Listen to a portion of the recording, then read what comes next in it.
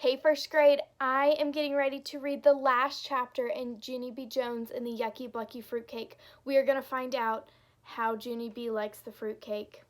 This is called Chapter 8, The Most Usefulest Cake I Love. I dragged my fruitcake down the hall. Mother walked behind me. Her cheeks were very sucked into her head. Want to drag it? Want to drag my cake of fruit? I asked her. Mother said the word, I'll pass. That's how come I dragged my fruitcake to the moonwalk tent, all by myself. And guess what? Daddy was waiting with my other shoe. It had gotten stuck under that big tent, and we didn't even see it there. I put it on my foot. Hooray, I said. Now everything is happily ever after because I have my shoes named Pat and Leather. And also I have a delicious cake of fruit. See it, Daddy? See the cake I won?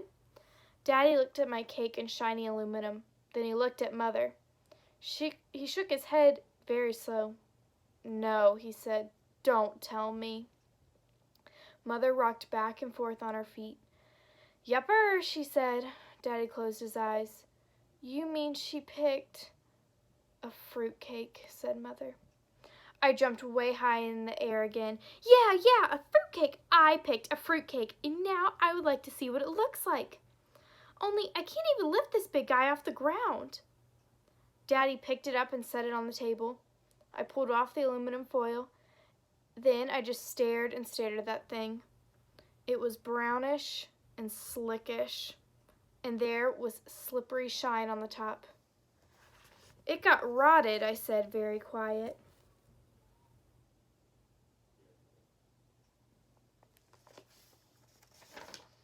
Mother smiled a little bit. It's not rotten, Junie B, she said. That's just the way fruit cakes look. I looked closer at it. Yeah, I don't think I even see any fruits on this gunky thing. Daddy pinched off a little piece for me to look at. He showed me some hard green things and some hard yellow things, some hard red things. He said those were the fruits.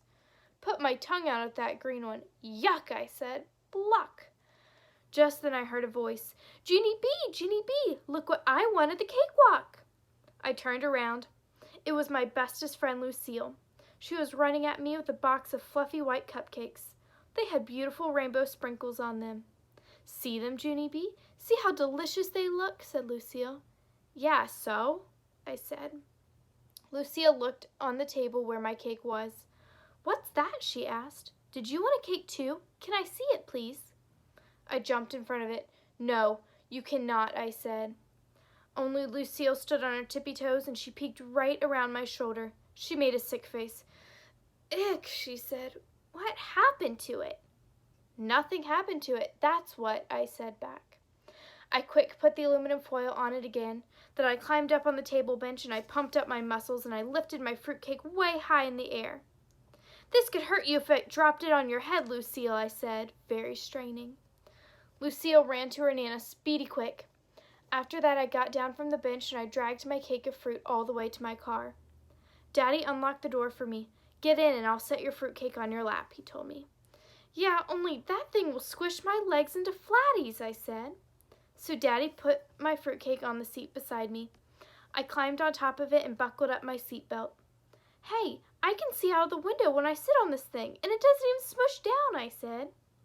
Daddy made a rhyme. Fruitcake, the seat, you can eat, he said. Yeah, only I never want to taste this yucky blucky thing again, I told him. Mother smiled. But that's the great thing about fruitcake, Junie B, she said. You never actually have to eat it, because it never goes bad. Fruitcake has been known to last for years, said Daddy.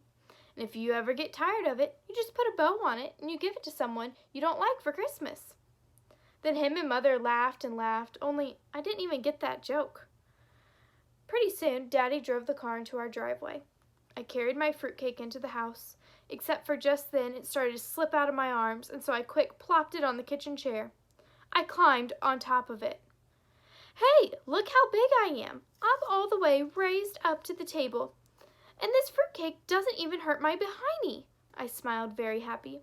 This is the most usefulest cake I ever heard of, I said. After that, Daddy carried my fruitcake into my room for me.